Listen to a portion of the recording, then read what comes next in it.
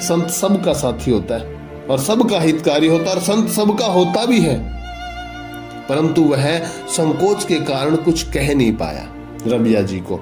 तब रबिया जी ने उससे कहा, भाई देखो, बोलते ना तुम जानते हो, यही होता है कि जो भगवान नाम चलता है ना, वो दूसरे की हृदय की बात को जागृत कर देता है, उत्पन्न करता है। रबिया ने जान लिया, तुम कुछ कहना चाहते हो क्या? सुफियान ने कहा, हे देवी, आप प्रभु से प्रार्थना कीजिए कि आपकी बीमारी मिटा देंगे, वो आप उनकी हो। रबिया ने मुस्कुरा दिया, जानती थी ना कि उससे तो डेली मिलन होता है, ऐसा कोई हुआ है? नाम ना नामी को प्रकट कर देता है। ध्रुव जी, ये तो हमारी अवस्था शरीर की ज्यादा होगी, ध्रुव जी तो 5 वर्ष के थे, 6 महीने में भगवत प्राप्ति, 42 दिन में हृदय में विराजमान, और फिर नेत्र बंद कर लिए, फिर प्राणायाम शुरू किया, और फिर उसके बाद क्या किया? सांस रोक ली। जो हृदय में विराजमान हो गए, कहीं मैं सांस लूंगा और ये चले गए तो बड़ा कष्ट होगा, नहीं, मैं जाने नहीं दूंगा।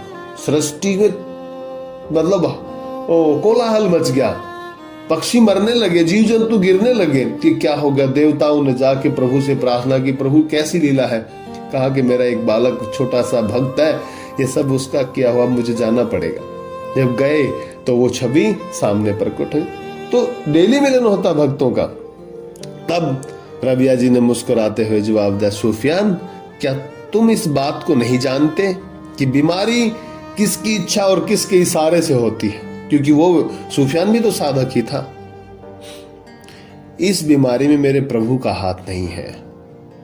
सुफियान ने गर्दन हिला के इशारा किया। हाँ, लेकिन एक बात और भी है, उसकी इच्छा के बिना तो कुछ होता भी नहीं। रबिया ने कहा, जब यह बात है तब तुम मुझसे ये कैसे कह रहे हो कि मैं उसकी इच्छा के विरुद्ध बीमारी से छूटने के लिए प्रार्थना कर दूं, मैं कुछ मांग लूं? देखो, भक्त की कोई कामना नहीं होती, कोई इच्छा नहीं होती। कहा ना अभी कि हाँ, हमारा काम प्रेम करना है, प्रभु से करें। हमारा काम है नाम लेना, तो नाम लो। ये तो उनकी इच्छा है, वो कृपा करें या ना करें, वो हमसे प्रेम करें या ना करें, हम तो करेंगे। अगर आप इस भावना को अपने हृदय में लेकर चलोगे ना, आपके ऊपर अनन्य कृपा होगी, अनन्य। वो मेरा परम सखा है, जिसका प्रत्येक विधान प्रेम से भरा होता है। उसकी इच्छा के विरुद्ध कार्य करना क्या प्रेमी के लिए उचित होगा? देख लो, इतना सुंदर समर्पण। हम कह देते नहीं, वो नहीं आएंगे कथा में, उसको नहीं ले सकते। अरे नहीं, आपका स्वभाव कैसा हो वो देखो, आप दूसरों से प्रेम करो। उनको बेचारों को पता नहीं है कि कृपा होती क्या है, अभी संसार में है हकीकत। जिस दिन उनको इस प्रेम की ललक लग जाएगी ना, वो उस प्रेम की बूंदे ना वर्षा कर देंगे दूसरे के ऊपर। अपने लिए जिए तो क्या जिए, खुशी है दिल उनके लिए जिनके ऊपर कृपा नहीं है ना? क्या बात कर रहे हो? करो, ये कुछ नहीं ले जाना है। इस संसार से जाओगे ना, कबीरा जब हम पैदा हुए, जग हंसा हम रोए, ऐसी करनी कर चलो। जब हम इस दुनिया से जाए ना, हम हंसे और जग रोए, ऐसी कर दो। और ये अहम नहीं है, क्या दे सकते हैं? किसी को कुछ नहीं दे सकते। प्रेम के 2 शब्द दे सकते हैं। माँ को माँ कह सकते हैं, देवी को देवी कह सकते हैं, बहन को बहन कह सकते हैं। लुटा दो यार, क्या जाएगा? कुछ नहीं है। लेकिन कोई क्षण भर तो जरूर चिंतन करेगा कि नहीं, उस शब्दों में, प्रभु की चर्चा में प्रेम तो है, धर्म है, वहां संस्कार तो है। जहां धर्म है वहां अहंकार विनाश तो है ही है। लेकिन क्यों जाएं उस मार्ग में हम? अरे, जहां एक नाम से पूरे घर का माहौल चेंज हो रहा हो, तो हम उस नाम को क्यों नहीं ले लें? अगर वो नाम हृदय को प्रेम से प्रफुल्लित कर देता है, तो नाम क्यों नहीं ले लें? ऐसा क्यों नहीं कर लेते? पक्का होगा, ऐसा हो नहीं सकता। और प्रेमी देखो, कुछ मांगना नहीं जानता, न्योछावर त्याग। चकोर चांद से प्रेम करता है, मर जाता है लेकिन हाथ नहीं आता। बूंद तक, वर्षा की एक बूंद नहीं मिले, समुद्र में गिर रहा, चोंच ऊपर करके डूब रहे हैं। गुरुदेव भगवान कहते हैं, एक बूंद चली जाती, खारा ही सही, बस तो जाता, लेकिन नहीं, प्रण था कि नहीं लूंगा, नहीं, नियम नहीं तोड़ूंगा। रवि अपना सब कुछ प्रभु को अर्पण कर दिया था, उसके समीप एक प्रभु के सिवा ऐसी कोई वस्तु नहीं थी जिससे वो ये कहती हो कि मेरी हो और ये समझती हो कि ये मेरापन इसमें है। एक बार हुसैन बसरी नामक थे कोई व्यक्ति, उन्होंने पूछा कि देवी आपने ऐसी ऊंची स्थिति किस तरह प्राप्त की। देखो, कोई भी ऐसी घटना आई कि ऊंची स्थिति आई हो, लेकिन नहीं, लोगों के सामने प्रभु ने ऐसा बस बना दिया था माहौल कि बस प्रकट हो रही थी, फैल रही थी प्रख्याति, उनकी विख्याति संसार में इधर से उधर सबके जुबान पे रबिया रबिया हो गया था। रबिया बोली जो कुछ मिला था सो सब खोकर उसे पाया है। हुसैन बोले आप जिस ईश्वर की उपासना करती हैं, क्या आपने उस ईश्वर को कभी देखा भी है? अच्छा, ये सुनते ही रबिया मुस्कुराई। देखती नहीं तो पूजा कैसे करती? ऐसे संवाद किया ना, देखती नहीं तो उनकी सेवा कैसे करती? परंतु मेरे उस ईश्वर का वाणी से वर्णन नहीं हो सकता, नहीं हो सकता। वह माप तोल की चीज नहीं है, मैं कैसे बताऊं? ये तो प्रेमी ही जान सकता है। रबिया सबसे प्रेम करती, पापी तापी सबके साथ उसका दया का बर्ताव रहता था। देखो आगे ना बात, दीनता का भाव रखो, प्रेम करो एक दूसरे से। एक दिन एक मनुष्य ने फिर रबिया से पूछा, आप पाप रूपी राक्षस को तो शत्रु ही समझती नहीं? कोई पापी हो, राक्षस हो, जो आपका अपमान कर देता, उसको भी शत्रु नहीं समझते? रबिया ने कहा, ईश्वर के प्रेम में छकी रहने के कारण मुझे किसी से शत्रुता करनी पड़ती ही नहीं। मैं सिर्फ प्रेम की भाषा, प्रेम के सिवाय कुछ दिखाई नहीं देता। मैं हमेशा मेरे प्रभु के उस प्रेम में छकी रहती, मेरे नेत्र उस प्रेम से भरे रहते हैं, शत्रुता दिखाई नहीं देती। जिसको देखती हूँ मेरा वो सखा नजर आता है उसमें। अब ये भगवतमयी अवस्था हो गई थी मेरा भी, इनकी, रबिया जी की। प्रभु कृपा से मेरा कोई शत्रु नहीं है। एक समय कुछ लोग रबिया के पास गए और रबिया ने उनसे एक से पूछा, भाई तू ईश्वर की सेवा किस लिए करता है? उसने कहा, नरक की भयानक पीड़ा से बचने के लिए। दूसरे से पूछा, उसने कहा स्वर्ग में जाने के लिए, वहां भांति भांति के भोग असीम सुख है, उसी सुख को पाने के लिए भगवान की भक्ति करता हूं। हाँ, रबिया हंसी और रबिया ने कहा, रे बेसमझ भक्त ही भय या लोभ के कारण प्रभु की भक्ति क्या करते हैं? न करने से तो ये अच्छी ही रही भाई, जो भक्ति ना करे उससे तो अच्छी है। परंतु मान लो यदि स्वर्ग और नरक दोनों ही ना होते तो तुम लोग क्या प्रभु की भक्ति करते? देखो कितना अच्छा प्रश्न किया है, बात बताई है। अगर ये स्वर्ग नरक नहीं होते तो क्या तब संत सबका साथी होता है और सबका हितकारी होता है। संत सच्चे भक्त ईश्वर की भक्ति लोक परलोक की प्राप्ति के लिए नहीं, कोई सुख के लिए नहीं, ये भक्ति तो अहेतु की कृपा से होती। ऐसा आदर्श भक्ति का निरूपण स्वरूप होना चाहिए। देखो ऐसे वचन, कोई ज्ञान मिला, आमगतिक ज्ञान चाहिए, ज्ञान चाहिए, को किसने ज्ञान दिया? सब कुछ नाम ने प्रकाशित हृदय में अपने आप ही ज्ञान प्रकट कर दिया। और ये बात गुरुदेव भगवान बार बार बोलते हैं कि कहीं से ज्ञान नहीं लेना पड़ेगा। एक बार एक धनी मनुष्य ने फिर रबिया से मतलब पूछ लिया कि इतने पुराने फटे चीथड़े पहनकर रहती हो, तपस्विनी, यदि आपका इशारा हो तो एक मैं दास भेज दूं आपके लिए, आपकी सेवा कर। देखो संतों की सेवा कैसे कृपाई है। कभी रोटी नहीं मिलती थी, आज एक धनी आदमी सेवा के लिए एक दास दे रहा है। उस टाइम खुद एक धनी इन्हीं भक्त को दास बनाने के लिए तत्पर पे खड़ा था, बना ही लिया था।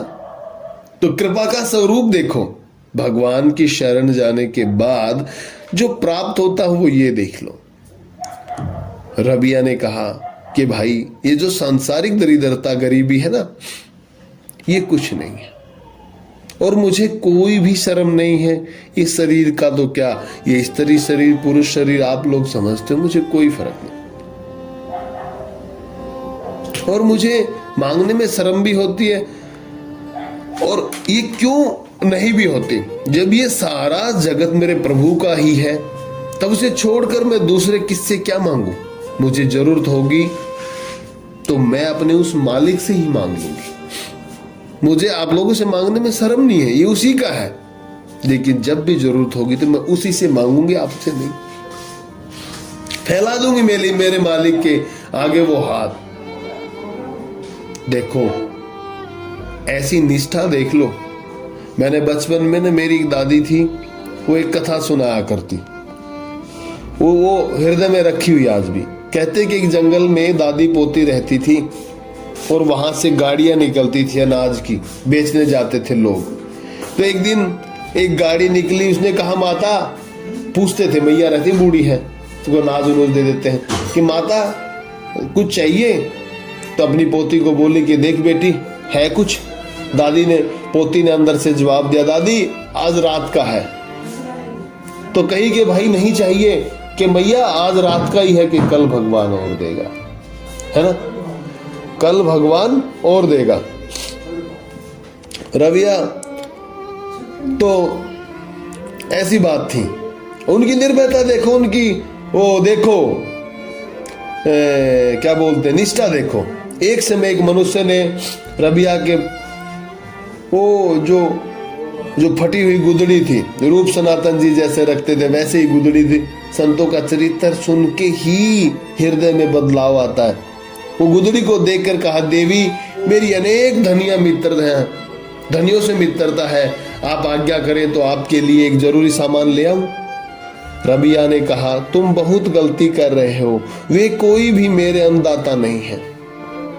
जो यथार्थ जीवन दाता है, क्या गरीबों के कारण गरीबों को भूल गया गरीबी के कारण? और क्या धन के कारण ही वे धनवानों को याद रखता है? देख लो भाई, गरीबी आ गई हो तो क्या गरीबों को भूल जाएगा? और क्या धनियों के पास धन आ जाएगा तो क्या भूल जाएगा? नहीं। रबिया कभी कभी भाव में आकर जोर जोर से पुकार उठती, जो लोग पूछने लगते कि आपको कोई रोग या दुख होने पर भी ऐसे कर रही हो। रबिया ने कहा, मेरी बाहरी बीमारी नहीं है। देख लो, सही में ये हृदय की बीमारी होती। कोई मन करता है कि मैं जोर जोर से चिल्लाऊं, दहाड़ मार के रोऊं, जिसको संसार के लोग समझ सके। मेरे तो अंतर का रोग है जो किसी भी वैद्य हकीम के वश में नहीं है। मेरी ये बीमारी तो सिर्फ मेरे मनमोहन के मुखड़े की छवि देखने से मिट जाती है। उनकी ललाट पर मेरी दृष्टि पड़ती है ना, तब ये हृदय का रोग खत्म हो जाता है। आप लोग इसको नहीं समझोगे। और रबिया हंसते हंसते इस मार्ग से आगे चली जाती। रबिया का मन सदा सर्वदा प्रभु की उपासना, चिंतन, आराधना और अनुराग ऐसे लगा रहता। रात दिन प्रभु के चिंतन में समय बिताती। एक बार रबिया ने प्रभु से प्रार्थना की, हे स्वामी, हे मेरे मालिक, तू ही मेरा सब कुछ है, मैं तेरे सिवा और कुछ भी नहीं चाहती है। प्रभु, यदि मैं नरक से डर के तेरी पूजा करती हूँ तो मुझे नरक में डाल दे, भस्म कर दे। यदि मैं स्वर्ग के लोभ से तेरी सेवा करती हूँ तो स्वर्ग के द्वार मेरे लिए हमेशा के लिए बंद कर दे। अगर तेरे लिए ही तेरी पूजा करती हूँ तो अपना परम प्रकाशमय सुंदर स्वरूप दिखा दो मुझे और कृतार्थ कर दो, ऐसी कृपा कर दो। रबिया का शेष जीवन ऐसी भावना में, और ये जैसे करुणा, ये क्या जो प्रार्थना करुणा भरी कर रही थी, पता, दोनों नेत्रों से आंसू झरझर बह रहे थे। और कहा ना, वो भाव का भूखा है, प्रेम का भूखा है, एक क्षण नहीं लगाया। तो जिस रूप में भजा, प्रत्यक्ष रूप से सामने खड़ा है वो। सोचो, हृदय में जिसके प्रेम है, प्रेमी तो पहुंच जाता है, और उससे बड़ा प्रेमी कोई नहीं है। क्योंकि अरे उसी से ही तो सारा संसार है, ये उसी का ही तो स्वरूप है। तो वो अपने स्वरूप को क्यों नहीं पकड़ेगा? माँ अपनी संतान को छोड़ सकती है क्या? नहीं छोड़ सकती। माँ 2 माह के बालक से ये पूछती है क्या, तेरे को क्या भूख है, क्या चाहिए, रो क्यों रहा है, पूछती है क्या? माँ अनुभव कर लेती है, उसको पता चल जाता है कि इसको ये बीमारी हो सकती है, इस कारण से रो रहा है, सब कुछ जानती है। तो वो माता पिता सर्वस्व वही है, वो सब जानता है। रबिया का शेष जीवन बहुत ऊंची अवस्था में बीता। वो चारों ओर अपने परम सखा के असीम सौंदर्य को, रूप को देखकर आनंद में डूबी रहती। मुख से निकलता, तेरा चांद सा मुखड़ा देख के मैं पागल बोरी हुई। फिर पता नहीं क्या क्या गाते रहते, अनेक पद हैं उनके। एक दिन रात को जब चंद्रमा की अब देखना, तो चंद्रमा की चांदनी चारों ओर छिटक रही थी। रबिया का मन रबिया का मन उस चांद की तरफ गया और एक दूसरी ओर आनंद, वैसी ही चांदनी एक और अलौकिक एक साइड में थी। इतने में ही एक परिचित स्त्री ने आकर ध्यान मगन रबिया को बाहर से पुकारा, रबिया बाहर आकर देख, कैसी खूबसूरत रात है। रबिया के हृदय में इस जगत का समस्त सौंदर्य, जिसकी एक बूंद के बराबर भी नहीं, वह सुंदरता का सागर उमड़ रहा था, क्योंकि वो दिखाई दे रहा था। लेकिन उसने भाव को कट करवा दिया, क्योंकि ये कभी भी भगवत चर्चा, भगवत कथा, भगवान नाम एकांत में इसलिए रहना चाहिए। तभी तो रबिया ने कहा था कि मैं कहीं जाकर के नाम लेना चाहती हूँ। बड़ी सुंदरता का सागर उमड़ रहा था। उसने कहा, तुम एक बार मेरे मालिक के लिए अंदर घुसकर देखो, कैसी दुनिया परे की अनोखी खूबसूरती है। देख लो। अंदर जैसे ही वो आई सखी, उसने देखा कि इतने शब्द निकले। रबिया मुस्कुरा रही थी, है ना, और चांदनी एक अलौकिक प्रकाश छाया हुआ था उसके शरीर के ऊपर। लेकिन जैसे वो सखी आई, तब तक रबिया ने मुस्कुराते हुए शरीर का त्याग कर दिया। देख लो, जैसे मान लो देवता और भगवान स्वयं रबिया को लेने आए हों और ये कहा हो कि चल रबिया, बहुत हो गया, तेरा सारा देवलोक सम्मान और आदर के साथ वहां इंतजार कर रहा है, चलो अपने धाम चलो।